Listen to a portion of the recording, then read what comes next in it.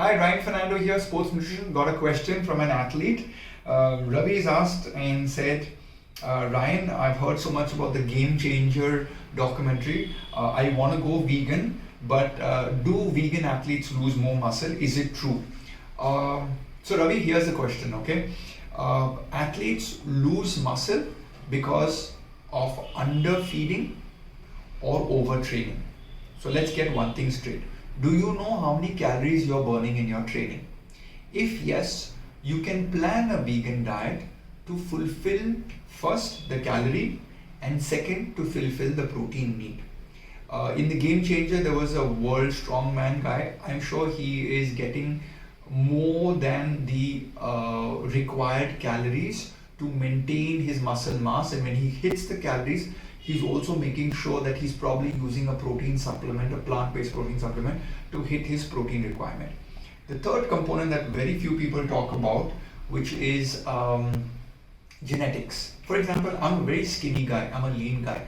I've had all the free protein supplements in the world from companies coming to me as a nutritionist. I've taken up to 200 grams of protein a day, and I have not bulked up. Because you need to have the myostatin gene in you, which allows you to bulk up muscle. So the biggest problem with athletes, they think protein equals muscle. So these are the three variants: calories, how much of protein you need to eat in a day, and the genetic predisposition to building muscle. Like for example, Sushil Kumar was a vegetarian, and on a plant-based diet, with dairy of course, not vegan. So if your dairy is there in your diet, then it's not veganism, okay? He had amazing muscle, six-pack and everything. He was a powerful athlete. What's my point to you? You have to be genetically gifted, and that's why we find out that certain people do vegan diet and they're thumbs up and they're like, everybody should follow vegan diet, and certain people do non-veg and it's like, everybody should do non-veg. I believe discover your discover your own capacity.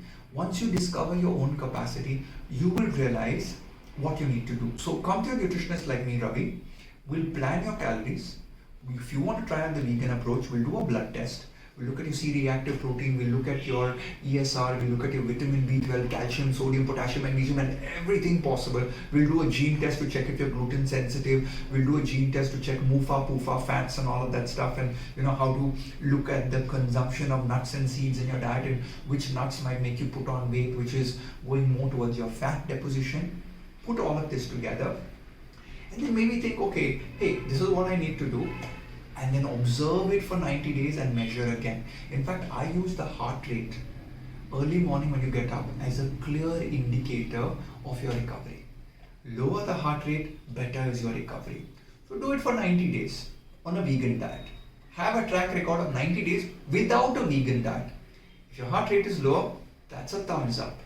For everybody out there who is an athlete, please do not experiment with a diet. It could injure you.